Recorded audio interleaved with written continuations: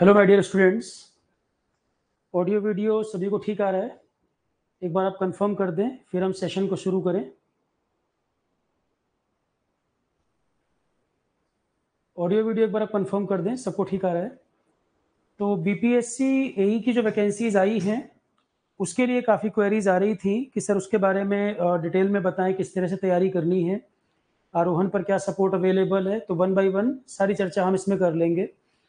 देखो, सबसे पहली बात तो क्या है, हमेशा मैं इस बात को बोलता हूँ कि नोटिफिकेशन जब भी आए ये मत वेट किया करो कि यूट्यूब पे कोई करा दे, कोई शॉर्टकट में बता दे। नोटिफिकेशन हमेशा पहला ही काम है कि आपको ओरिजिनली पढ़ना चाहिए। ये बहुत खराब आदत है कि किसी और के भरोसे बैठे हैं, यूट्यूब पे कोई शॉर्ट में बता देगा। तो छोटे मोटे पॉइंट्स कई बार अगर कोई कवर नहीं करता और मिस हो जाते हैं, पता लगा फॉर्म भरने में गलती कर दी, फॉर्म ही रिजेक्ट हो गया। एसएससी जेई में पिछले साल ये बहुत गलती हुई थी, सीजीपीटीएम में कई लोगों का ऐसा हुआ था। तो मैं बार बार इस बात को कहता हूं, जब भी नोटिफिकेशन आए, कोई भी फॉर्म भरना हो आपको, ओरिजिनली नोटिफिकेशन खुद जरूर पढ़ा करिए। क्योंकि फिर बीच बीच में कोई नई नई बात आती है तो आप कहते हो अच्छा ये भी था, क्योंकि आपने देखा ही नहीं था नोटिफिकेशन में क्या लिखा हुआ था। ठीक है, तो बाद में कुछ गड़बड़ हो, जरूरी है पहले ही सब कुछ डिटेल में पढ़ लें क्या क्या लिखा हुआ है।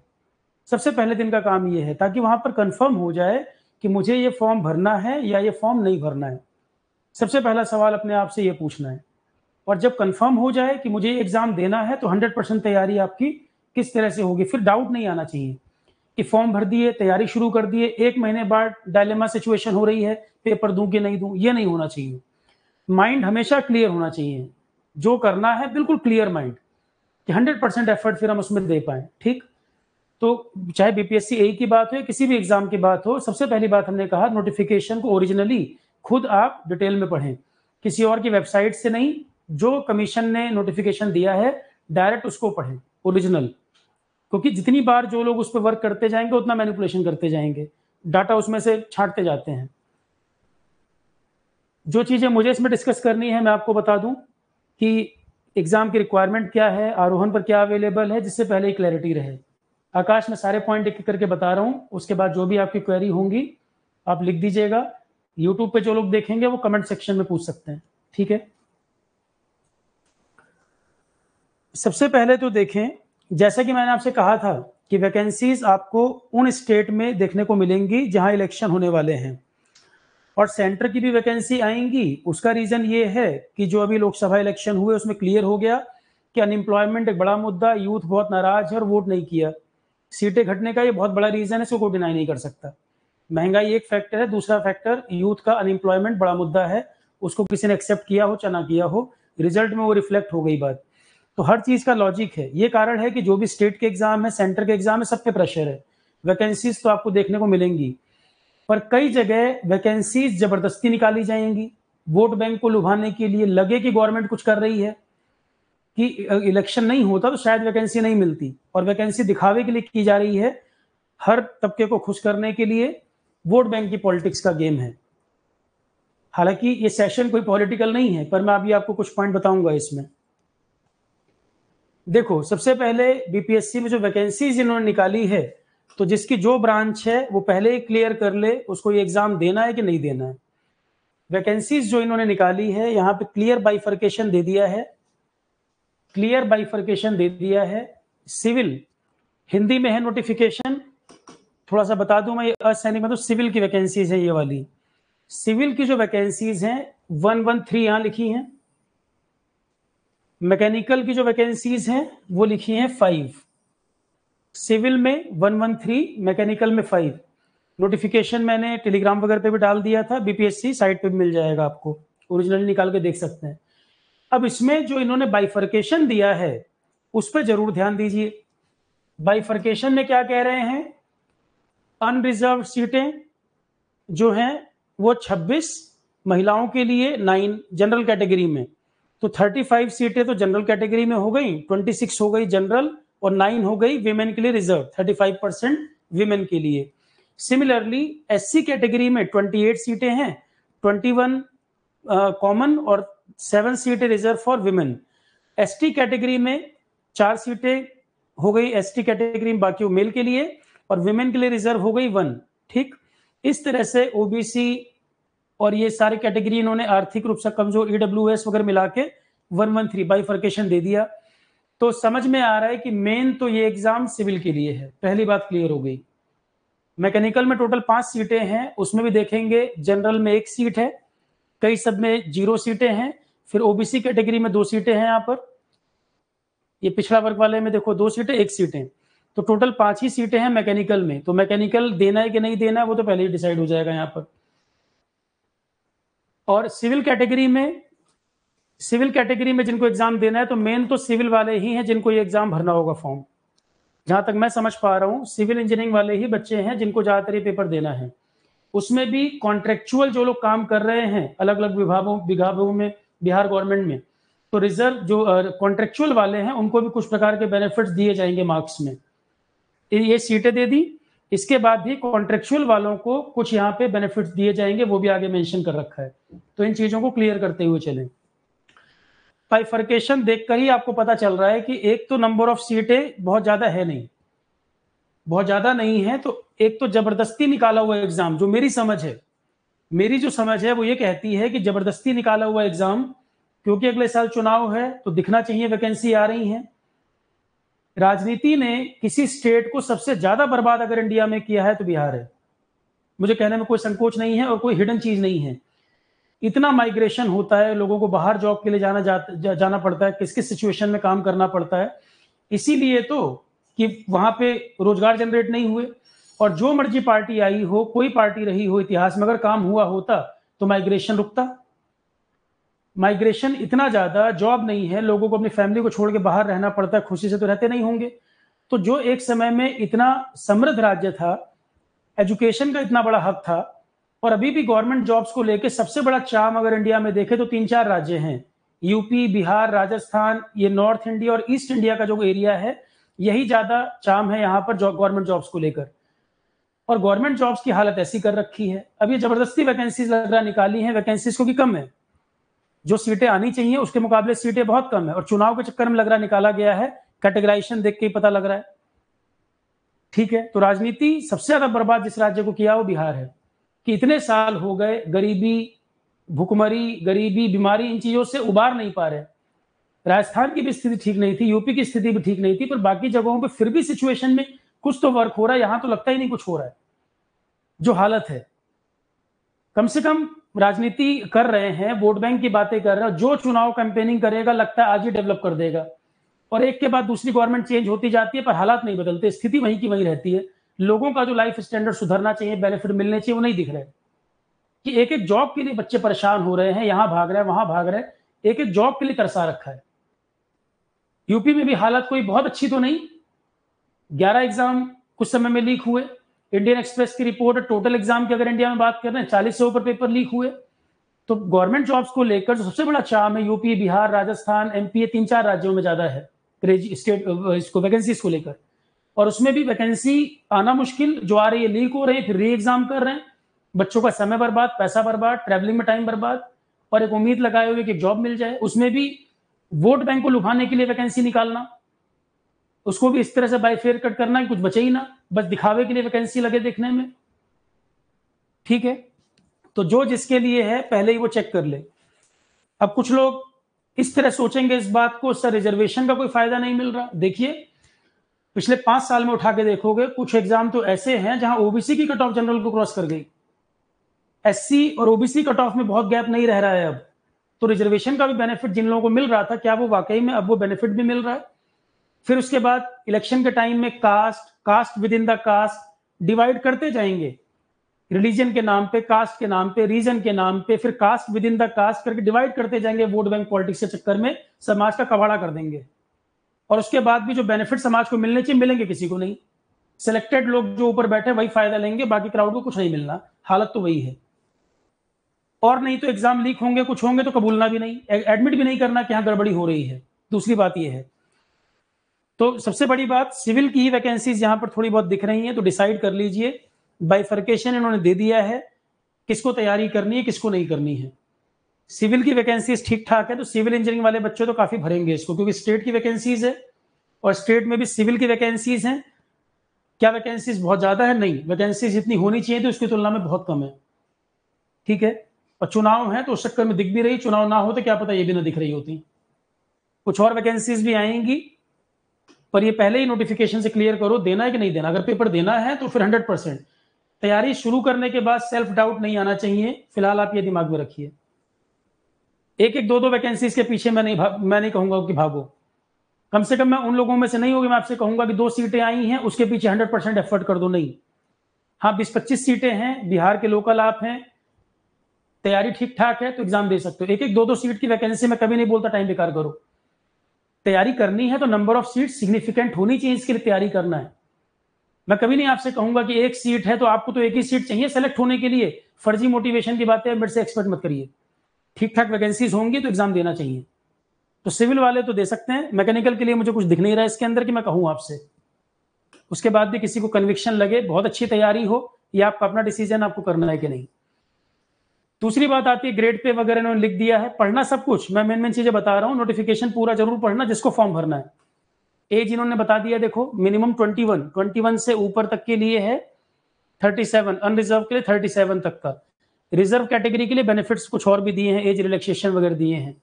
कॉन्ट्रेक्चुअल जॉब जो बिहार सरकार में कर रहे हैं या केंद्र सरकार पंचायत नगर निकाय वाले भी अगर हैं कहीं पर, तो उनके लिए भी कुछ रिलैक्सेशन है एज का। तो ये सब पॉइंट्स आप देख सकते हैं, जो जिस एज ग्रुप में हो एज वाला पॉइंट आप देख सकते हैं। मेन तो हमें समझना है कि सर सिलेबस वगैरह क्या रहेगा, मेन तो आपको जानना है सिलेबस वगैरह क्या होने वाला है, पेपर का पैटर्न क्या है। तो इसमें इन्होंने कुछ चीजें बताई हैं, जैसे कि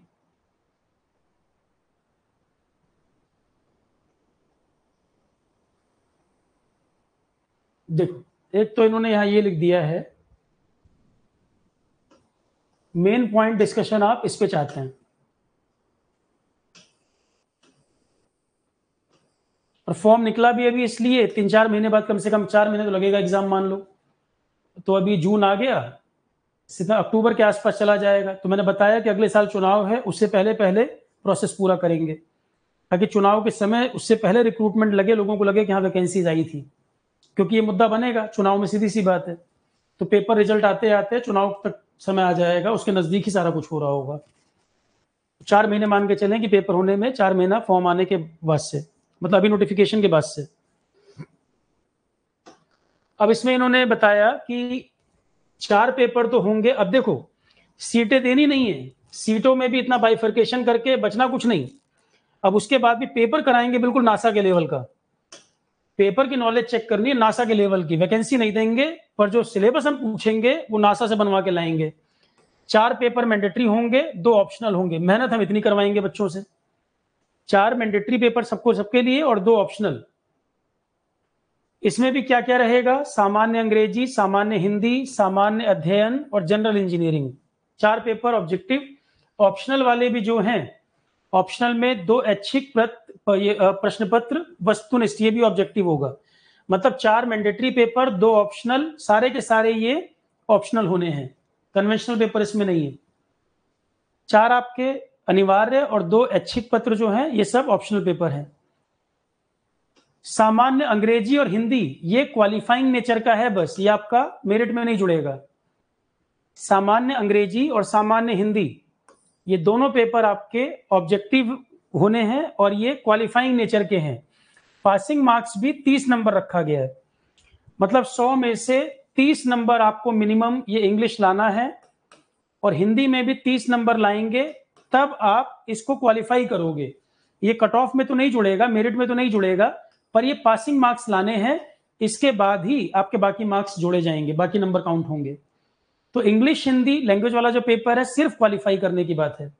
30 नंबर उन्होंने लिख दिया है, 30 नंबर मिनिमम चाहिए।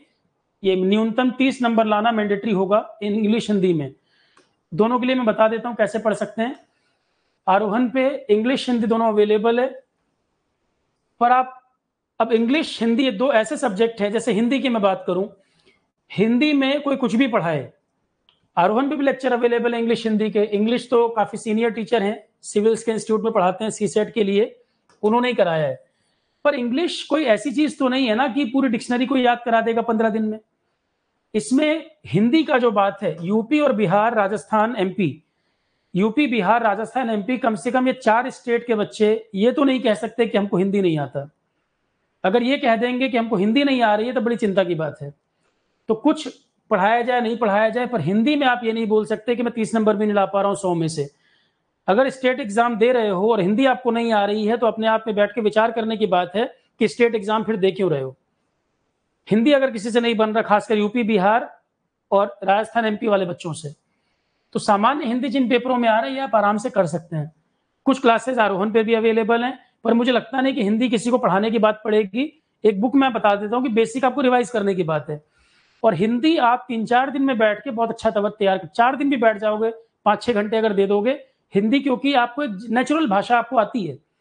बस किताब में आपको देखना है क्वेश्चन किस तरह के आते हैं और बेसिक रूल्स अगर कहीं पर कुछ है वो देखना है। 4 दिन अगर 6-6 घंटे भी बैठ जाओगे हिंदी आप बहुत कवर कर लोगे। टेक्निकल आप उतने कम टाइम में नहीं कर सकते, क्योंकि हिंदी एक नेचुरल माइंडसेट आपका हिंदी के लिए फिक्स है। सबसे कम टाइम में हिंदी आप पढ़ सकते हैं। स्टेट पीसीएस में भी आता है। उसके दो चीजें हिंदी करने के लिए किसी भी एग्जाम में आए। एक बुक आती है सामान्य हिंदी की, स्टेट पीसीएस की तैयारी में काफी बच्चे जो पढ़ते थे। जनरल हिंदी की एक बुक आती थी पृथ्वीनाथ पांडे के नाम से। जनरल हिंदी की एक बुक आती थी पृथ्वीनाथ पांडे, ये बहुत चलती थी हिंदी में किताब, तो ये किताब ले सकते हैं। नालंदा पब्लिकेशन की होती थी उस समय, अभी पता नहीं किस में आ रही है। तो सामान्य हिंदी के नाम से पृथ्वीनाथ पांडे, ये स्टेट पीसीएस से बहुत चलती थी किताब, तो वो किताब कोई देख सकता है। हिंदी स्टेट पीसीएस में आना हो, यूपी में, बिहार में, एमपी, राजस्थान, जहां भी हिंदी आना हो, वो किताब काफी है हिंदी कवर करने के लिए। तो इस तरह के एग्जाम में जहां हिंदी आता हो, ये किताब से हिंदी में काम चल जाता है। कई एग्जाम में अलग अलग बच्चे पूछते हैं, तो ये एक ही किताब इन सारे एग्जाम में हिंदी कवर कर देती है। ठीक है। दूसरी बात, जो आपके स्टेट में पेपर होते हैं जिनमें हिंदी आता हो, मान लो स्टेट पीएससी में कोई पेपर आता हो हिंदी जहां हो, बीपीएससी एई के पुराने पेपर मिल जाएंगे, बहुत सारी कोचिंग की वेबसाइट पे पड़े होंगे पेपर, उनके प्रीवियस ईयर पेपर लगा लो। तो सामान्य हिंदी की पृथ्वीनाथ पांडे जो बुक है, इसके अलावा स्टेट पीएससी के जितने पेपर आपको मिल जाएं, स्टेट पीएससी के जितने पेपर, स्टेट पीसीएस हो, पीएससी को कोई पेपर हो जहां हिंदी आता हो, वो पुराने पेपर खूब सारे लगा लो। तो पैटर्न हिंदी का लगभग वही रहेगा। ठीक है। पर्यायवाची किसी में आकाश का पूछा होगा, किसी में कोई दूसरी चीज पूछ दिया होगा।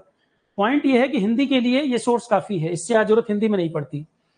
इंग्लिश की जो बात है, आरोहन पे इंग्लिश हमने 26-27 घंटे के आसपास इंग्लिश पूरा कराया था, पर इंग्लिश एक ऐसा सब्जेक्ट है कि 100 घंटे पढ़ाने के बाद भी आप दावा नहीं कर सकते किसी को इंग्लिश आ गया हो, या कोई 10 दिन में इंग्लिश पढ़ लेगा। ये करना है कि आरोहन पे जितना इंग्लिश कराया गया है उसको कंप्लीट करने के बाद जितने ज्यादा क्वेश्चन लगा सको वो बहुत है।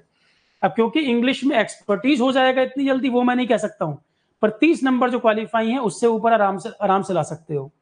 ठीक है। क्योंकि सामान्य इंग्लिश का जो पार्ट है, इंग्लिश के लिए आरोहन पे कराया भी गया है, और पुराने पेपर जितने हो सकें, एसएससी सीजीएल में भी इंग्लिश आता है, स्टेट पीएससी में अगर कोई पेपर पुराने हैं, एई के पुराने पेपर हो, तो जितने ज्यादा पुराने पेपर लगा सको इंग्लिश में, टॉपिक क्या पूछते हैं, इंग्लिश आप वहां से तैयार कर सकते हो।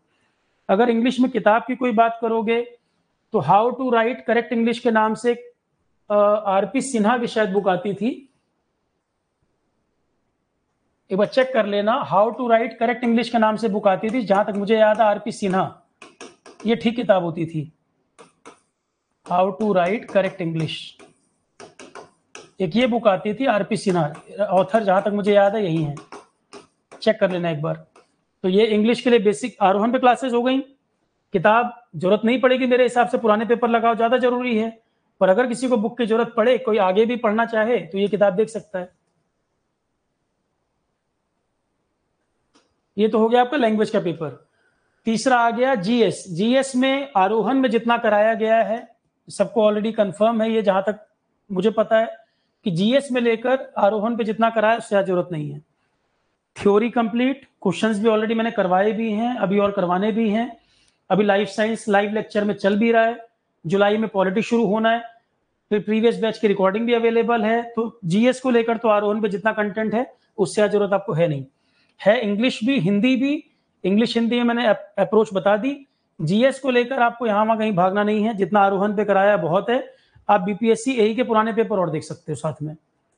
जीएस जितना कवरेज कराया है बहुत है, और जीएस में भी ज्यादा जो क्वेश्चन आपके यहाँ पर आएंगे, जीएस में ज्यादा पूछता है जनरल साइंस, जनरल साइंस और दूसरा जीके करंट अफेयर। ज्यादा क्वेश्चन आपको यहां से मिलेंगे, ज्यादा ओरिएंटेशन साइंस और जीके करंट अफेयर, इसके क्वेश्चन ज्यादा होते हैं। बाकी सबके भी कुछ कुछ क्वेश्चन होंगे, प्रीवियस ईयर देखोगे मालूम चल जाएगा, पर ज्यादा मेजोरिटी क्वेश्चन जो आएंगे वो general science, GK and current affair. General science में भी life science already live class में भी चल रहा है, 16-17 लेक्चर लगभग हो भी चुके हैं। तो जनरल साइंस में लाइफ साइंस चल रहा है, मतलब बायो, लाइफ साइंस को बायो कहते हैं। उसके अलावा फिजिक्स केमिस्ट्री 10th क्लास तक का फिजिक्स केमिस्ट्री। तो जनरल साइंस में बायो, फिजिक्स केमिस्ट्री 10th तक का, और लाइफ साइंस जितना हायर क्लास का जरूरत है वो मैंने कवर कर रखा है इसमें। जीके करंट अफेयर तो बहुत पढ़ाया हुआ है। जब आपका पेपर ये होगा, लास्ट का 1.5 महीने का नहीं पढ़ना, उसके पहले का ऑलरेडी मैं पूरा कवर करूंगा। अभी तक मैंने 14 मई तक का करा दिया है, जुलाई फर्स्ट वीक तक आते आते जून तक का भी पूरा कर दूंगा मैं। तो हर 1.5 महीने में करंट अपडेट होता चलेगा। तो जीके एंड करंट अफेयर चिंता नहीं करें। जीके करंट अफेयर आपका आरोहन पे जो चल रहा है, पेपर जब होगा 1.5 महीने लास्ट का नहीं पढ़ना, उसके पहले तक का पूछेगा। तो ये सब मैं ऑलरेडी अपने आप ही कवर कर रहा हूँ, उसकी चिंता आपको नहीं करनी। तो जीएस आरोहन पे जितना है क्वेश्चन थ्योरी, वो A to Z यहाँ मिल जाएगा। अब आता है चौथा paper, general engineering. General engineering के लिए मैं आपसे ये नहीं कहूंगा कि 100% सिलेबस आरोहन पर हो जाएगा। जो जो सब्जेक्ट आरोहन पर अवेलेबल है वो मैं आपको प्रोवाइड कर सकता हूँ। जो मिल पाएगा वो भी बोल रहा हूँ, जो नहीं मिल पाएगा वो भी मैं क्लियर कट आपसे कह रहा हूँ। तो सारी चीजें पहले कंफर्म करके तभी देखिए कि बैच आपको एनरोल करना या नहीं करना आरोहन वाला। जो हमारे पास अवेलेबल है वो सारे सब्जेक्ट आपको मिल जाएंगे। 100% मैं नहीं बोल पाऊंगा कि 100% में पूरा टेक्निकल इसमें सारा कवर करूंगा गेट टीएससी के लेवल का, ठीक है। फिर आपका ऑप्शनल, ये सिविल के 2 पेपर, फिर मैकेनिकल के 2 पेपर। अब सिविल वालों को तो यही देखना है, मैकेनिकल सीटें तो ज्यादा है नहीं, तो सिविल वालों के लिए optional paper. Optional paper technical के लिए ध्यान रखना, सिंगल लाइनर क्वेश्चन आएंगे ज्यादा, क्योंकि साफ साफ लिख रहा है ये कि 1-1 घंटे के पेपर हैं सारे। ये सारे पेपर में ड्यूरेशन देखो 1-1 घंटे का है, और नंबर ऑफ क्वेश्चन सब में 100 हैं। तो इससे क्लियर है कि सिंगल लाइनर क्वेश्चन आएंगे, बहुत लेंथी क्वेश्चन आएंगे नहीं, क्योंकि 1 मिनट भी एक क्वेश्चन को नहीं मिल रहा। 60 मिनट में 100 क्वेश्चन का मतलब है 1 मिनट भी एक क्वेश्चन को नहीं मिल रहा। तो वहां कोई लेंथी न्यूमेरिकल वगैरह सॉल्व करवाएगा, ऐसा नहीं होगा। बीच में एक आध न्यूमेरिकल लेंथी डाल भी दे तो उसको अवॉइड करना है, क्योंकि वो टाइम किल करने के लिए बीच में डालेगा कि उस क्वेश्चन पे उलझ जाओ और 5 मिनट बेकार कर लो, पेपर पूरा ही ना कर पाओ। बीच बीच में लेंथी क्वेश्चन डाल सकता है 2-4 कि उस पर फंस गए और वही 5 मिनट खा गया, बाकी पेपर अटेम्प्ट ही नहीं होगा, पूरा देख ही नहीं पाओगे क्या क्या है। तो समझदारी ये है कि पूरा पेपर पलटते जाना है और डायरेक्ट क्वेश्चन हमको करते जाना है, एक क्वेश्चन पे उलझना नहीं है। 15-20 सेकंड से ऊपर अगर कोई क्वेश्चन खा रहा है तो पता लग रहा है कि लेंथी जा रहा है क्वेश्चन की नहीं, लेंथी है, अवॉइड करके आगे बढ़ जाना, क्योंकि पेपर में बहुत कुछ होगा सिंगल लाइनर जो एक बार में बनता जाएगा। और पुराने पेपर जितने मिल जाएं सब सॉल्व करो, ठीक है। तो 60 मिनट में 100 क्वेश्चन सारे सेक्शन में पूछ रहा है, इसका मतलब सिंगल लाइनर रहेंगे, लेंथी क्वेश्चन टेक्निकल में आ भी जाए उसको अवॉइड करके आगे बढ़ना है, और लास्ट तक पेपर जरूर पलटना है। अंतिम में क्वेश्चन कई सारे आसान भी होंगे, पर पेपर अंतिम तक देख नहीं पाओगे, बाद में रिग्रेट करोगे, पता लगा लास्ट में 10 में से 8 क्वेश्चन आते थे, वहां तक देख ही नहीं पाए पेपर। ये सब गलती नहीं करना। जीएस वगैरह में तो टेस्ट पेपर भी मैंने कोर्स में दे रखे हैं आपके, मैं भी बता दे रहा हूँ आरोहन पे जो जो अवेलेबल कर रखा है कंटेंट। तो ये आपका हो गया सारा। सिविल टेक्निकल प्रैक्टिस के लिए एसएससी जेई के पेपर भी लगा सकते हो। एसएससी जेई तो लगातार अभी इस साल भी हुआ, पिछले साल भी हुआ, और आरोहन पे कोर्स में अवेलेबल भी है, वेबसाइट पे भी डाले हुए पेपर। एसएससी जेई के पुराने पेपर जरूर लगा सकते हो। गेट ईएससी के लेवल पे सिंगल लाइनर क्वेश्चन जो डायरेक्ट क्वेश्चन है वो देख सकते हो, सिंगल लाइनर जो बिल्कुल डायरेक्ट क्वेश्चन हो। ऑब्जेक्टिव अगर गेट ईएससी वाला देखना है तो सिंगल लाइनर क्वेश्चन जो बिल्कुल सीधा सीधा क्वेश्चन को डाटा पूछा हो, प्योर ऑब्जेक्टिव नेचर का जो दिखे, लेंथी क्वेश्चन ना हो। और जेई के पेपर लगा सकते हो, एई के पुराने पेपर लगा सकते हो।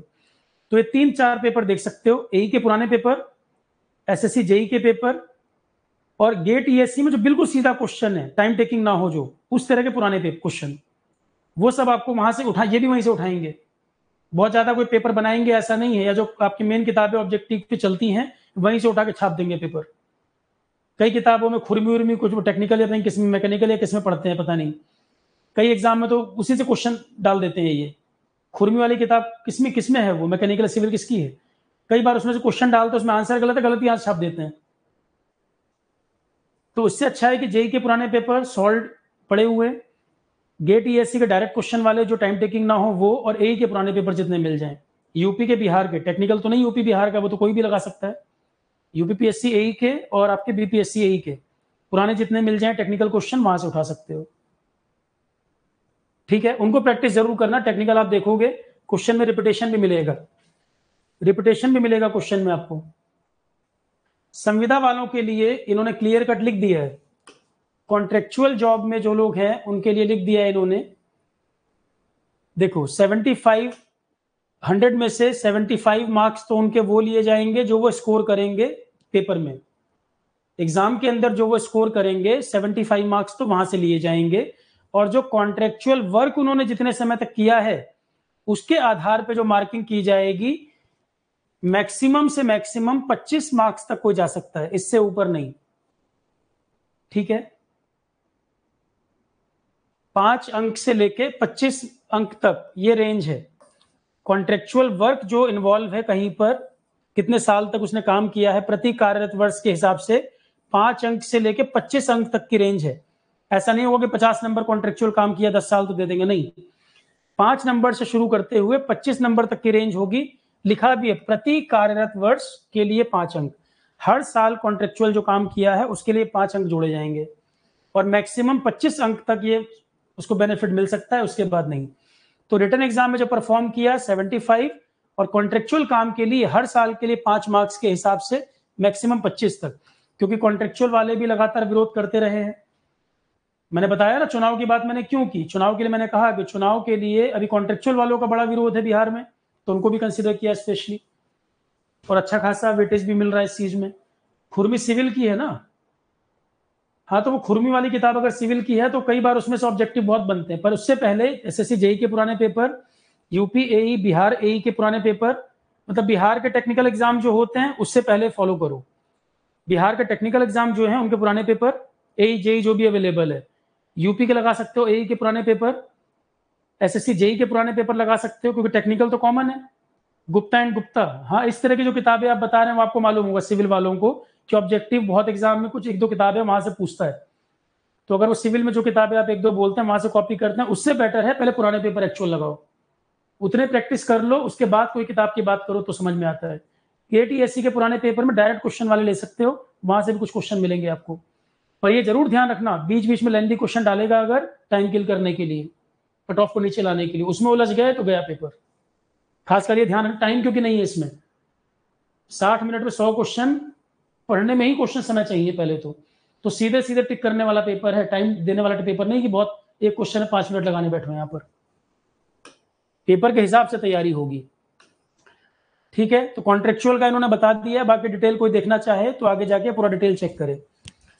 मेन चीजें मैंने बता दी है। फॉर्म भरने के लिए क्या फोटो साइज क्या रहेगा वो सब आगे लिखा है। नोटिफिकेशन फॉर्म भरने से पहले पूरा पढ़ लेना, फिर कह रहा हूं मैं। आरोहन का जो बैच है उसमें जो क्वेरी आ रही है सर इसमें क्या क्या अवेलेबल है बता देता हूं मैं। ये वाला बैच है, देखो जो फीस दिखा रहा है एक्चुअल फीस ये नहीं है, इसमें एक अलग से कूपन अवेलेबल है 35% और, मतलब पूरा ये मिला के 2500-2600 के आसपास कुछ होगा। इसमें जो फीस दिखा रहा है ये तो ऑफ है ही, इसमें 35% एक और कूपन है, क्योंकि जितना मिनिमम हो सकता है हमने मिनिमम ही रखा है। और कंटेंट देखोगे कितना ज्यादा है उसकी तुलना में फीस बहुत कम है। देखो यहाँ दिखा रहा है, जो फीस शो कर रहा है उसमें कूपन दिखा रहा है अवेलेबल है, ये कूपन अप्लाई करते ही फीस में 35% ऑफ हो जाएगा सीधा। कंटेंट क्या क्या अवेलेबल है उसकी बात मैं कर रहा हूं यहाँ पर। तो जो जो इंपॉर्टेंट चीजें मैंने इसमें दे रखी हैं, जनरल इंग्लिश ये कंप्लीट जो आरोहण पे पढ़ाया गया है, मैंने बताया कि एक बहुत नामी इंस्टीट्यूट सिविल सर्विसेज का, उसके सीनियर फैकल्टी सीसेट के, उन्होंने पढ़ाया हुआ है। पर इंग्लिश में आपका बेसिक क्या है, क्वेश्चन जरूर लगाने पड़ेंगे। और 1-2 लेक्चर से जज मत करने लगना, शुरू में बेसिक पढ़ाया है, आगे आगे जब बढ़ते जाओगे तब समझ में आने लगेगा। क्योंकि बेसिक किसी का कितना है, किसी को एबीसीडी भी नहीं आ रहा तो वो तो मैं नहीं जानता हूं, पर जैसे जैसे लेक्चर पढ़ते जाएंगे कंटेंट इसमें काफी कवरेज है, 26 घंटे के आसपास है। सामान्य हिंदी में भी 22 वीडियो दे रखे हैं, हिंदी के लिए मैंने सोर्स बताया भी है, वो देख सकते हैं। जनरल साइंस में मैंने लाइफ साइंस, फिजिक्स, केमिस्ट्री ये दे रखा है। तो जो हमने दिसंबर में बैच खत्म किया था अभी 2023 में, उसकी रिकॉर्डिंग भी डाल दी है और फिर से लाइव पढ़ा रहा हूँ, वो भी अवेलेबल है, दोनों एक्सेस है। किसी को लग रहा है कि मुझे पहले जीएस पढ़ना है, दिन में 3-3 लेक्चर पढ़ने हैं, तो दिसंबर में जो बैच खत्म किया उसकी रिकॉर्डिंग भी दे दी है, और लाइव में 6:30 बजे शाम को क्लास होती है, वो भी चल रहा है। अभी लाइफ साइंस करा रहा हूँ लाइव में, और पिछले बैच का भी रिकॉर्डिंग सब अवेलेबल है इसमें। तो किसी को जो सब्जेक्ट पहले पढ़ना वो भी, किसी को लग रहा है जीके करंट अफेयर अभी शुरू करना है तो जो मैंने अभी मई तक पढ़ा रखा है, मई 24 तक, 2024 तक, वहां तक के लेक्चर डाले हुए हैं। तो दोनों चीजें इसलिए दे रखी हैं कि कोई अपनी चॉइस के हिसाब से पढ़ना चाहे। मेरा ही पढ़ाया है, बिल्कुल लेटेस्ट है, देख सकते हैं, कोई दिक्कत नहीं। और 1 बाई 1 सारे सब्जेक्ट लाइव में तो होंगे ही। लाइव में अभी लाइफ साइंस करा रहा हूं मैं, उसके बाद पॉलिटी होगा जुलाई में, और रिकॉर्डिंग में ऑलरेडी दे रखा है, लाइव भी अवेलेबल है, रिकॉर्डिंग भी अवेलेबल है, दोनों है इसमें। जनरल साइंस के बाद फिर मैंने जनरल स्टडीज का फोल्डर बना दिया है। जनरल स्टडीज में GK, current affair, history, polity दे मैंने सारे सब्जेक्ट रखे हैं इसके अंदर, सारे सब्जेक्ट दे दिए हैं, क्योंकि बीपीएससी यही दोगे, फिर सीजीएल या कोई जेई का पेपर, इन सब एग्जाम के लिए जरूरत पड़ेगी, तो बार बार अलग अलग बैच आपको ना करना पड़े। ये मैंने सब्जेक्ट इसलिए प्रोवाइड कर दिए हैं क्योंकि अलग अलग एग्जाम के नाम पे दोबारा दोबारा पैसे ना खर्च करना पड़े, सब सब्जेक्ट इसमें आपको मिल जाएं। इंजीनियरिंग के सब्जेक्ट हमारे पास क्या क्या अवेलेबल हैं? इंजीनियरिंग के सब्जेक्ट मैकेनिक, देखो इंजीनियरिंग में हमने जो दे दिए हैं, सिविल के सब्जेक्ट ज्यादा डाले हैं मैंने इसमें। आरसीसी सिविल में अखिल गुप्ता इन्होंने पढ़ाया है, खुद एई हैं ये, कई एग्जाम इनके बैक टू बैक क्वालिफाइड हैं, आईआईटी रुड़की से बीटेक भी है, तो सिविल में सब्जेक्ट बहुत अच्छे कराए इन्होंने। RCC, environmental engineering, structure, open channel flow, engineering mechanics, fluid mechanics, strength of material, और Hamid Akhtar sir electrical machines के लिए बड़े फेमस टीचर हैं। तो बाकी सिविल के हैं, और मशीन्स हामिद सर का है। जो शुरू में 7 सब्जेक्ट हैं वो सिविल के, और मशीन्स हामिद सर का अवेलेबल है यहाँ पर। तो इतने सब्जेक्ट जो हैं ऑलरेडी इसमें अवेलेबल कर दिए हैं। अब इसके बाद किसी को लग रहा है सर कोई सब्जेक्ट और होना चाहिए, अभी फिलहाल जो अवेलेबल है बता दिया मैंने, अभी फिलहाल जो अवेलेबल है बता दिया। बाकी जो सब्जेक्ट रह गए हैं वो देखिए कैसे करने हैं, या जो सब्जेक्ट रह गए मुझे लिस्ट बना के भेज देना। कमिट नहीं कर रहा हूं, पर मैं ट्राई कर सकता हूं कि हम कोई और ऐड कर पाएंगे इसमें कि नहीं। अभी फिलहाल 8 सब्जेक्ट अवेलेबल, 7 सिविल के, 1 इलेक्ट्रिकल का, क्योंकि जनरल इंजीनियरिंग में इलेक्ट्रिकल भी आएगा, उसमें मशीन ज्यादा आएगा। तो हामिद सर से बड़ा टीचर मशीन में तो नहीं जानता मैं किसी को, मशीन उन्होंने इतना पढ़ाया हुआ है, अगर कोई कर ले तो ईएस तक के लेवल का है ये। इलेक्ट्रिकल मशीन जो यहाँ पर पढ़ा हुआ है, इसमें पूरी थ्योरी, उसके अलावा आपके गेट के पुराने क्वेश्चन, ईएस के पुराने क्वेश्चन, कन्वेंशनल क्वेश्चन भी अवेलेबल है। किसी को इंजीनियरिंग सर्विसेज तक का मशीन पढ़ना हो, यहाँ बेस्ट सोर्स अवेलेबल है मशीन का, वो भी प्रोवाइड कर दिया है हमने इसमें। तो 7 सब्जेक्ट सिविल, 1 इलेक्ट्रिकल, वो इसमें डाला हुआ है। इसके अलावा बाकी सब्जेक्ट अपने लेवल से करिए, या लिस्ट बना के मुझे एक बार भेज भी देना, मैं देख लूंगा क्या क्या उसमें और रह रहा है। कमिट नहीं कर रहा हूं, कोशिश करूंगा कि अगर कुछ और ऐड हो पाए इसके अंदर। ठीक है, ये फिलहाल आरोहण पे कंटेंट अवेलेबल है, इसको देखकर डिसाइड करिए करना है कि नहीं करना। ठीक, अब किसका क्या सवाल है वो पूछ लीजिए आप। फिलहाल ये एग्जाम सिविल इंजीनियरिंग वाले बच्चों को देना चाहिए, कुछ सिविल की ही वैकेंसीज हैं। अब बिहार के स्टूडेंट हैं और सिविल से हैं, और अगर कोई फॉर्म ही नहीं भरेंगे, कोई एग्जाम ही नहीं देंगे, तैयारी करके इस बात की रहे। फिर 1-2 सीट होती मैं मना करता, पर जब स्टेट एग्जाम आ रहा है, आप वेट कर रहे हैं कि तैयारी कर रहे हैं और वेट कर रहे हैं एग्जाम आएगा, ये आपके कंट्रोल में नहीं है। और वो समय भी नहीं है कि आप सोचे कि 300-400 वैकेंसी दिखेंगी आपको एक एग्जाम में, बहुत रेयर चांस है। CGPTM में 550 सिलेक्शन अभी हुए, कल फाइनल लिस्ट उन्होंने जारी कर दी। मैं एक्सपेक्ट कर रहा था कि आरोहण के 70% बच्चे सेलेक्ट होंगे।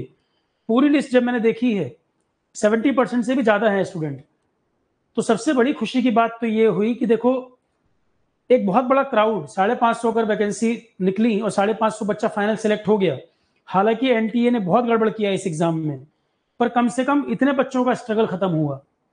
ग्रुप ए गैस्टेड जॉब पोस्ट थी ये, तो कम से कम इतने बच्चों का स्ट्रगल खत्म हुआ, और कई बच्चे उसमें जिनको ऑलरेडी मैं जान रहा हूं कि हाँ ये जेन्युइन स्टूडेंट थे, क्वालिफाई कर गए। कुछ बच्चों के लिए बहुत दुख है जो बिल्कुल मार्जिन पे पहुंच के रुक गए, या शुरू में प्री मेंस में जिनके साथ इनजस्टिस हुआ, सेंटर लास्ट मोमेंट पे चेंज हो गया, बच्चे पहुंच नहीं पाए, पेपर किसी को मेंस 2-2 बार दिलवा रहे हैं। उनके लिए दुख भी है इस बात का कि और भी डिजर्विंग बच्चे उसमें हो सकते थे, क्योंकि 550 सीटें आई थी, उतने बच्चे सेलेक्ट हुए। इतनी नंबर ऑफ सीट्स और आ जाएं तो काफी बच्चा जो बैकलॉग, काफी बच्चा जो वेट कर रहा है वो भी क्वालिफाई कर जाए उसमें। पर पॉइंट ये है कि हर एग्जाम में उतनी सीटें कम चांस है, क्योंकि अब सीटें उतनी नहीं आ रही जितनी पहले दिखती थी हमें। पहले 600 सीटें ईएस में या और एग्जाम पीएससी उतने सारे आते थे, अब वो ट्रेंड बदल चुका है, बहुत ज्यादा वैकेंसीज नहीं दिख रही। तो अगर हर एग्जाम में ये कहेंगे सीटें नहीं है, सीटें नहीं है, तो फिर तैयारी कैसे करोगे? सिविल वाले बच्चे बिहार के कम से कम जो है उनको बीपीएससी यही देना चाहिए। टेक्निकल अगर उनका ठीक है, ऑप्शनल सिविल के 2 पेपर हैं, टेक्निकल अगर ठीक है तो ये पेपर वो भरेंगे, और उनको भरना भी चाहिए क्योंकि सीटें उन्हीं के हिसाब से हैं। मैकेनिकल के लिए मुझे लग नहीं रहा इसमें कुछ है, तो मैकेनिकल रिकमेंड मैं नहीं करूंगा। ठीक है, हाँ सीटें कम है ये बात जरूर है, सीटें और होनी चाहिए थी, पर चुनाव के चक्कर में इतनी भी आ गई नहीं तो ये भी ना मिलती। ठीक। और जो मैं बात बार बार कह रहा हूं, कुछ लोग अभी कह रहे हैं रेलवे आने वाला है, रोज यूट्यूब पे देखो वीडियो बन रहे हैं, लोग पहले ही बता दे रहे हैं ऐसे करो वैसे करो, इतनी सीटें आएंगी, ये पे स्केल होगा, और 4-5 साल से नाटक चल रहा है ये। आरआरबी आएगा, आईआरएमएस अलग से होने वाला है, रेलवे ईएस में मर्ज हो जाएगा, पता नहीं क्या क्या कहानियां घूम रही हैं। ऐसे ही बीएसएनएल जेटीओ बहुत साल आता था। ये सब फर्जी बातें हैं। मैं हमेशा बोलता हूं जो सर्टेन है, जो कंफर्म है, उसको तैयार कर सकते हो, दिमाग में रख सकते हो। फालतू चीजों में, प्रोपेगेंडा और यूट्यूब में किसी के व्यू और लाइक बढ़ाने के चक्कर में पागल मत बनो, और यूट्यूब को अवॉइड ही करना शुरू कर दो कुछ समय के लिए तो ठीक है। जेन्युइन चीजें देखो, आलतू फालतू मत देखो। इतना माइंड डिस्ट्रैक्ट कर देंगे कि एक एग्जाम को फोकस ही नहीं कर पाओगे। आएगा तो ठीक है, तो भर देना फॉर्म, पहले से क्यों पागल बन रहे हो उसके पीछे। भाई आप सिर्फ अपने लेवल पे ये कर सकते हो जो मैं बार बार कह रहा हूं। अब कितने सारे एग्जाम है तुम मुझे बताओ, कई एग्जाम है जहां एफटी, रीजनिंग और कई एग्जाम में जीएस बहुत बड़ा रोल प्ले कर रहा है। जीएस बहुत बड़ा रोल प्ले कर रहा है, तो FT, reasoning, GS, English, Hindi, इस तरह के सब्जेक्ट है, ज्यादातर एग्जाम में घूम फिर के ये तो आ ही रहा है। और टेक्निकल वाला एग्जाम है तो इसके अलावा टेक्निकल, किसी में कॉम्बिनेशन बना देगा ये 3 प्लस टेक्निकल, किसी में कॉम्बिनेशन बना देगा GS, English, Hindi plus technical, घूम फिर के यही तो पूछ रहा है। इसके अलावा आपका स्टेट जीएस, अच्छा स्टेट का बीपीएससी एई में ज्यादा नहीं आएगा, तो जो मैंने स्टेट का डाटा बना के वो मैं कोर्स अवेलेबल कर दे रहा हूँ, वो भी पीडीएफ डाल दे रहा हूँ। बीपीएससी बिहार पीसीएस के लिए जो मैंने पीडीएफ दी थी, बीपीएससी में ज्यादा बिहार लोकल नहीं पूछेगा, और जो आएगा भी तो पीडीएफ मैंने बना के डाल दी है, एक आध पीडीएफ और ऐड कर दूंगा बिहार लोकल की। ठीक है, अपने लेवल पे बिहार लोकल देखना चाहो तो बीपीएससी एई वगैरह में पुराने क्वेश्चन जो आए हैं वो पेपर तो लगाओगे ही, तो बीपीएससी एई के पुराने पेपर सॉल्व करोगे, उसमें भी कुछ लोकल दिखेगा, कुछ मैंने कंटेंट दिया भी हुआ है, और ऑलरेडी इतना सिलेबस है कि 4 महीने में इतना ही तैयार कर पाओगे। बिहार पीसीएस का बिहार लोकल पूरा पढ़ने बैठ जाओगे, टाइम उतना नहीं है आपके पास, या वो डिपेंड करेगा समय कितना बच रहा है, कितना पढ़ चुके हो, कितना रह गया है। या बिहार लोकल के लिए कोई पतली सी किताब अगर मिल जाए तो पलट लो एक बार, भाई मैंने कंटेंट दे दिया, बिहार के पुराने पेपर लगाओगे, कोई पतली सी बुक मिल जाए, थोड़ा बहुत देखना, वहां से 2-4 क्वेश्चन पढ़ सकते हैं। बहुत ज्यादा एई के पेपर में बिहार लोकल नहीं पूछता, ना यूपी में ना बिहार में, तो घूम फिर के ये कॉम्बिनेशन रहता है। इसमें जीएस की जहां तक बात है, तो जीएस हमने जो आरोहण पे करा रखा है, उसके लिए आपको नहीं भागना, यहाँ वहां काफी कवरेज है। एफटी के भी बहुत सारे लेक्चर है, रीजनिंग भी काफी पड़ा हुआ है, टेस्ट सीरीज भी पड़ी हुई है। जीएस एफटी रीजनिंग के lectures, test series, notes, PDF सब कुछ अवेलेबल है, तो ये कंटेंट तो काफी अवेलेबल है। अब कोई फॉर्म आए या ना आए, रेलवे हो या नहीं हो, सीजीपी रिटर्न दोबारा रिपीट हो या ना हो, कुछ भी हो, पर पॉइंट ये है कि एग्जाम हो नहीं हो, पर कॉमन चीजें अपने लेवल पे तैयार करके रखो। मैंने बताया चुनाव का समय कुछ कुछ वैकेंसीज आएंगी, पर 4 साल से यूट्यूब पे लोग शोर मचा रहे हैं, 3-4 साल तो नहीं हुआ ना, 1 साल आ जाएगा तो ढोल पिटना शुरू करेंगे, देखो आ गया, रोज एक ही बात बोलोगे तो कभी तो आ ही जाएगा। पर बात यह है कि आप हर एग्जाम को चेंज नहीं कर सकते कब आएगा, पर आप ये सब्जेक्ट तो पढ़ के रख सकते हो कि जब फॉर्म आए तो 50-60% सिलेबस तैयार हो गया हो। फॉर्म आने में और पेपर होने में उतना टाइम नहीं मिलता कि पूरा पूरा समय दे के सारा पढ़ पाओ स्क्रैच लेवल से। अपने लेवल पे कॉमन कॉमन चीजें पढ़ के रख लो ताकि फॉर्म आए तो रेडी रहो, जब लोग फॉर्म देख कर तैयारी करना शुरू करें तब आप रिवीजन करो, क्योंकि मेजोरिटी क्राउड वही है जो फॉर्म देखकर तैयारी शुरू करता है, फिर सेलेक्ट नहीं हो पाते, क्योंकि फॉर्म देख कर तैयारी करोगे और बाकी क्राउड पहले से पढ़ के बैठा हुआ है, ऑब्वियस सी बात है सिलेक्ट कर जाएगा। यही कारण है सीजीपीटीएम में आरोहण के मैक्सिमम सिलेक्शन का, क्योंकि पहले से हर एग्जाम को लेके, अभी न्यू जीएस बैच मैंने शुरू किया, न्यू जीएस बैच मैंने बिल्कुल पहले शुरू कर दिया, और लाइफ साइंस अभी खत्म हो जाएगा अगले हफ्ते में, पहले सब्जेक्ट हम खत्म भी करने वाले हैं, क्योंकि मैं एक एक फॉर्म को चेस करके बैच नहीं बना रहा हूं, ऑलरेडी सब्जेक्ट चलते जा रहे हैं, बच्चे ऑलरेडी पढ़ते जा रहे हैं, ताकि जब एग्जाम हो उससे पहले हम 70% सिलेबस खत्म कर चुके हों, 20-30% कर लें और रिवीजन पे आ जाएं डायरेक्ट। सिविल सर्विसेज का पेपर प्रीलिम्स का कब हुआ? कल पेपर हुआ। जिसने आरोहण पे पूरे जीएस कर रखे हो, कि मैंने 8 सब्जेक्ट पढ़ाए, जिसने 8 पूरे कर रखे हो, वो पेपर देखना डायरेक्ट क्वेश्चन थे कि नहीं थे, चाहे आरोहण के एसएससी बैच का बच्चा हो, चाहे यूपी पीसीएस बैच का हो, चाहे बिहार पीएससी पीसीएस बैच का हो। सिविल्स के कितने क्वेश्चन वो एसएससी और यूपी पीसीएस वाले बैच से बना लेगा।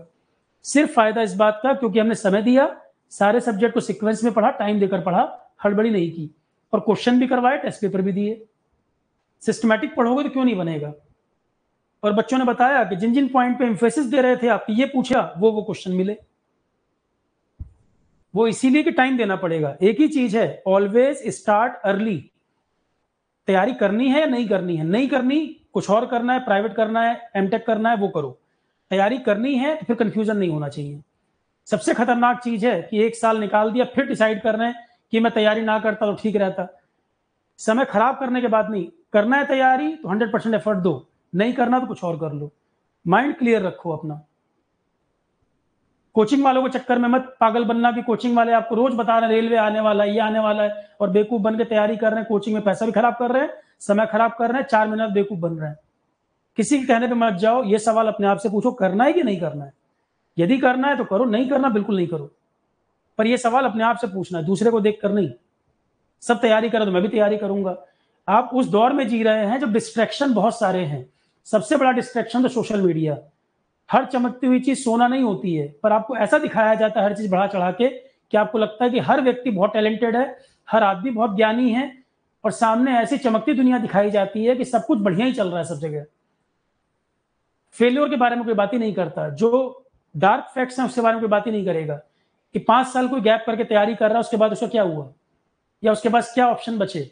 10 साल तैयारी में बेकार कर दिया कोचिंग ने बढ़ा बढ़ा के, और वो बच्चे खुद नहीं इंट्रोस्पेक्ट करते कि तैयारी 10 साल देना ठीक था क्या। उसके बाद कहते हैं सर अब क्या करूं, 8 साल बीत गए। 2 साल में हमेशा बोलता हूं 1 से 2 साल तैयारी को देना चाहिए। तीसरे साल तैयारी करनी है तो कुछ काम को करते हुए करो, चाहे एमटेक करो, चाहे जॉब करो, चाहे प्राइवेट जॉब करो, चाहे ट्यूशन ही पढ़ाओ। तीसरे साल तैयारी पूरा गैप करके नहीं होनी चाहिए।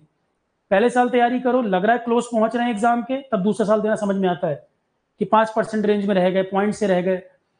पर तीसरा साल केवल तब जब कुछ काम करते हुए तैयारी करें। तीसरे साल तैयारी में आप 12 घंटे कभी नहीं पढ़ते हो। और इतने साल से पढ़ा रहा हूं, हर साल पहली क्लास में बोलता हूं कि ये गड़बड़ नहीं करना। 4 साल 5 साल गैप करने का कोई लॉजिक नहीं तैयारी में। उतना तो आप किसी प्राइवेट काम में, किसी बिजनेस में भी आगे बढ़ने की उम्मीद है। 5 साल अगर किसी चीज को दे दोगे, 10 साल लगाने के बाद कोई एग्जाम निकल भी जाए तो उस 10 साल में कोई दूसरा काम भी कर रहे हो तो शायद बहुत आगे बढ़ गए होते। तो दोनों का इवेल्युएशन कंपैरिजन होना चाहिए कि 10 साल में एग्जाम निकालना वर्थ है कि नहीं। उतना समय वेस्ट करने कोई लॉजिक नहीं है। उस फ्रस्ट्रेशन, उस नेगेटिविटी, कितनी चीजों से गुजरते हो आप, तो उतना स्ट्रेस, उतना परेशान होने की जरूरत नहीं। 2 साल गैप मैक्सिमम। दूसरा साल भी तब जब एग्जाम के क्लोज पहुंच रहे हो, अपने ऊपर कॉन्फिडेंस आ रहा हो और लगता हो कि तो 10 घंटे लगातार पढ़ सकता हूँ, क्योंकि टाइम जैसे जैसे बीतता जाता है आपकी एफिशिएंसी कम होती जाती है। कितने लोग हैं जो चौथा साल गैप करके तैयारी कर रहे हो और आज भी 10 घंटे रेगुलर पढ़ रहे हो जितना पहले साल पढ़े हो। पहले साल तैयारी में जितनी एनर्जी रही हो, चौथा साल गैप करके कोई पढ़ रहा हो और उतनी एनर्जी से पढ़ रहा हो तो मुझे बता दे। और अगर जॉब करके या एमटेक करके भी पढ़ रहे होते तो भी 4 ही घंटे पढ़ते, और पूरा गैप कर दिए होगे चौथे साल तो भी 4 ही घंटे पढ़ रहे होगे, प्लस फ्रस्ट्रेट हो रहे होगे साथ में। तो बेटर है तीसरा चौथा साल अगर गैप का है, पूरा गैप ना करें। 4 ही 5 घंटे पढ़ोगे गैप करके भी, एमटेक या जॉब के साथ भी उतना टाइम निकाल सकते हो। जॉब कर रहे हो कहीं तो ऑफिस के आसपास रूम लो, ट्रैवलिंग का टाइम अगर बचा के 4-5 घंटे रेगुलर दे सकते हो। छुट्टी के दिन ज्यादा पढ़ सकते हो। एग्जाम के पहले 1.5-2 महीने गैप करना पड़ेगा सारी चीजों को समअप करने के लिए। पर तीसरा चौथा साल को तैयारी कर रहा है, पूरा पूरा गैप मैं रिकमेंड नहीं करता। हाँ, सिविल सर्विसेज जैसा एग्जाम है, बिल्कुल क्लोज पहुंच के रुक गए, बिल्कुल मेंस लिखा था, इंटरव्यू तक पहुंच गया रहेगा, तो वहां तीसरा साल भी लोग देते हैं। पर तीसरे साल में इतना कन्विक्शन जब खुद से हो कि मैं उतनी ही मेहनत करूंगा जो पहले साल किया था, तब उन बच्चों के लिए तो ठीक है। वो भी सिविल सर्विसेज जैसे एग्जाम में। एसएससी जेई के लिए कोई 3 साल तैयारी कर रहा हो, सीजीएल के लिए 4 साल लगा रहा हो, कोई तुक नहीं है इस बात का। क्योंकि समय बिताते जाओगे, ये बैच पैसा, वो बैच पैसा, ये नोट्स, वो किताबें, सिर्फ कोचिंग वालों की जेबें भरोगे और किताब वालों की जेबें भरोगे। इतना समय वेस्ट करने कोई लॉजिक नहीं है। ठीक है, किसी को हार्श लग रहा होगा, सर ने सीधा सीधा बोल दिया, तो जो मुझे इतने 14 साल की टीचिंग में जो मुझे लगा, भाई 14 साल में 7 लाख से ऊपर बच्चा तो मैंने ही पढ़ा दिया, तो 7 लाख अगर पढ़ाया होगा तो हो सकता है कुछ लर्निंग रही हो मेरी 14 साल में। जो मेरा अनुभव वही आपको बता रहा हूँ। कितने साल में जिन बच्चों को मैंने जो मोटिवेट किया, जो गाइड किया, वही आपके सामने शेयर कर रहा हूँ मैं। हो सकता है किसी को लगे इसमें कुछ काम का है तो फॉलो करे, लगता है कि नहीं मतलब का है, अपने हिसाब से चलो फिर। पर मुझे जो लगता है मुझे कहना चाहिए, मैंने अपनी बात रखी।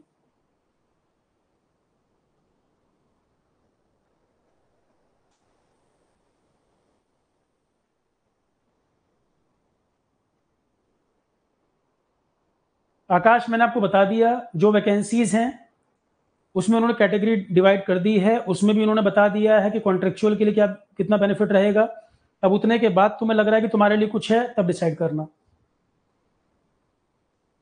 और एक चीज, काफी स्टूडेंट जो जेई वगैरह देते हैं वो सीजीएल क्यों नहीं देते, इसमें भी मुझे ये पूछना है कि पता नहीं ये कारण क्यों है। काफी स्टूडेंट ऐसा है कि जब कई एग्जाम के लिए, भाई गेट ईएस में तो ज्यादा कुछ रहा नहीं, एमटेक जिनको करना है गेट उनको देना चाहिए, पीएसयू उतने नहीं आ रहे, दो ही चीजें गेट में, एमटेक देना हो करना हो या आपको पीएसयू मिल जाए। पीएसयू की वैकेंसी उतनी है नहीं, और एमटेक ज्वाइन करना है तो बेटर है, क्योंकि एमटेक के थ्रू भी अच्छी आईआईटी वगैरह मिल जाए, अच्छी ब्रांच हो, प्लेसमेंट वहां भी होते हैं। तो गैप ज्यादा पड़ रहा है तो एमटेक करना भी अच्छा ऑप्शन है, अगर अच्छा कॉलेज मिल रहा हो, ब्रांच बढ़िया मिल रही हो, वीएलएसआई वगैरह मिल रहा हो, ठीक, कोर ब्रांच मिल रही तो कर सकते हैं। अब सीजीएल में मुझे बताओ, जीएस आरोहण पे जितना कराया गया, सिविल प्रीलिम्स तक के भी क्वेश्चन आपके बन रहे हैं उतना ही पढ़ के। तो जीएस जब आरोहण पे कर लिया और जीएस पूरा पूरा कंप्लीट तैयार, जेई दे रहे हो तब भी, जेई में बच्चों ने बड़ा अच्छा परफॉर्म किया, सिविल्स में ठीक, स्टेट पीसीएस, इन सब तरह के एग्जाम में, इवन सीजीएल के पेपर में भी आरोहण का कोई स्टूडेंट सीजीएल का पेपर देके चला है जो सीजीएल के ही इंस्टीट्यूट में पढ़ रहे होंगे डेडिकेटेड, उनसे भी काफी ज्यादा नंबर बना के आओगे, कंफर्म हूं मैं। जो सीजीएल की ही तैयारी कर रहे हो, कितना भी पैसा खर्च कर रहे हो, किसी भी इंस्टीट्यूट में पढ़ रहे हो, उनकी तुलना में आरोहण का स्टूडेंट जीएस में ज्यादा करके आएगा। ओवर कॉन्फिडेंस में नहीं, कॉन्फिडेंस में कह रहा हूं मैं, क्योंकि ऑलरेडी हमने प्रॉपर सिस्टमैटिक सब्जेक्ट कराए हैं, क्वेश्चन भी कराए हैं, पेपर सॉल्व भी कुछ हो गए, कुछ और कराने हैं, ये लगातार चलता रहेगा। और जिसने जीएस आरोहण पे 3-4 सब्जेक्ट भी कर रखे हो, वो खुद ही इस बात का जवाब दे सकता है। या तुम्हारे जानने में कोई कहीं और तैयारी कर रहा हो, उसको कुछ लेक्चर दिखा देना, नोट्स दिखा देना, खुद ही बता देगा। मैं खुद से कहूं उससे बेटर है कोई जो तैयारी में वो आपको बताए ये चीज, या प्रीवियस ईयर पेपर लगाओ तो पता चल जाएगा। तो जीएस पढ़ ही रहे हो, कई एग्जाम में आपका एप्टी रीजनिंग पढ़ ही रहे हो, तो जब जीएस एप्टी रीजनिंग कर ही रहे हो, एक चौथा बचा इंग्लिश। तो अगर किसी को गेट ईएस नहीं देना, क्योंकि गेट ईएस पूरा साल खा जाता है, बाकी किसी को जेई दे रहा है, कोई ए की तैयारी कर रहा है, तो इन एग्जाम को क्यों नहीं दे देता। जीएस अगर मेरा पढ़ाया पूरा रेडी है तुम्हारा, एप्टी रीजनिंग इंजीनियरिंग वाले हो, एप्टी रीजनिंग तुमसे नहीं बनेगा तो किसी से नहीं बनेगा, इंग्लिश ले दे के बचा। अब कोई अगर कॉन्वेंट का पढ़ा हुआ बच्चा है और इंजीनियर है, एप्टी रीजनिंग इंजीनियरिंग वाले का वैसी रेडी, कोई गेट ईएस की तैयारी किया तो भी पढ़ा हुआ है, जीएस मैंने कराई दिया ढंग से, जीएस में दिक्कत तुम्हें किसी से नहीं है, कहीं से कंप्लीट कर लो, ले दे के बचा इंग्लिश। और कॉन्वेंट वाले तो कम टाइम में कर लोगे, कोई दूसरा है उसको थोड़ा टाइम देना पड़ेगा। तो सीजीएल क्यों नहीं देते हो भाई, अच्छी खासी वैकेंसी जाती है, 50 सीट के पीछे भाग रहे हैं, 100 सीट के पीछे भाग रहे हैं, जहां हजारों सीटें आ रही हैं, उसको क्यों नहीं देना है। कम से कम अपीयर तो करो एक बार, पुराना पेपर तो देख लो सीजीएल का पूछता क्या है, चाहे प्री हो चाहे मेंस हो, जीएस की चिंता छोड़ो, जीएस में बहुत अच्छा कर दोगे, एप्टी रीजनिंग इंजीनियर तो कर लोगे यार, कोई दिक्कत नहीं होनी चाहिए। सिर्फ इंग्लिश बच रहा है, तो कोई जेई दे रहा है या ए दे रहा है जो कॉमन एग्जाम है, तो उनमें ये तो वैसे ही पढ़ना पड़ रहा है आपको कई पेपरों में, और जब ये वैसे ही पढ़ना पड़ रहा है, टेक्निकल इसमें आना नहीं है, तो स्पेशल तैयारी नहीं, कम से कम प्रीवियस ईयर देख तो लो, डिसाइड कर लो इसको भी दे दो। अगर जीएस यूएस इतना पढ़ रखा है, कमांड है, तो क्यों नहीं दोगे। और एक जॉब मिल जाए, तैयारी कंटिन्यू करो, उसके बाद जो करना है, एक जॉब तो हाथ में आ जाए। तो मैं चाहता हूं जहां नंबर ऑफ सीट्स ज्यादा है, प्रोबेबिलिटी ज्यादा है सिलेक्शन की, वो करो ना। ठीक है स्टूडेंट, अब कोई और किसी का क्वेश्चन है तो पूछ लीजिए, सेशन को एंड करते हैं। आरोहण का जो बैच कोर्सेज हैं उसका लिंक कमेंट में आपको मिल जाएगा, कमेंट सेक्शन में जो जो चीजें अवेलेबल हैं बैच में पहले वो देख लें। डेमो लेक्चर भी ओपन कर रखे हैं मैंने, हर सब्जेक्ट में डेमो लेक्चर भी 2-2 3-3 ओपन कर रखे हैं, चाहे तो किस टीचर ने कैसा पढ़ाया डेमो देखने के बाद भी देख सकते हैं करना कि नहीं करना, पर सारा प्लान पहले कर लो, उसके बाद डिसाइड करना। किसी को लगता है हेल्पफुल है तो करे, नहीं लगता बिल्कुल नहीं करे। क्लियर है, ठीक है, चलो class, thank you all of you. Life science जो लाइव में चल रहा है, लाइव क्लास शाम को 6:30 बजे आज होगी, उसमें चैप्टर नंबर 4 हम शुरू करेंगे आज। लाइफ साइंस में चैप्टर नंबर 4 आज स्टार्ट होना है, ह्यूमन डाइजेस्टिव सिस्टम के बारे में बात करेंगे आज। Okay students, thank you.